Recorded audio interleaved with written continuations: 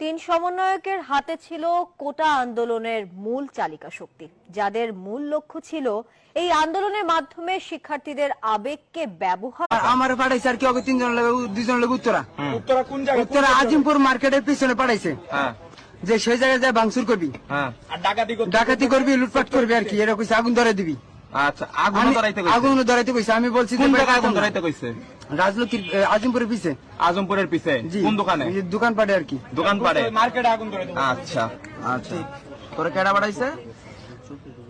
কাউলার Anisur Rahman, councillor Naim ভাই। আচ্ছা আচ্ছা, কথা তো সত্যি? জি। মাইর কটা খাইছস?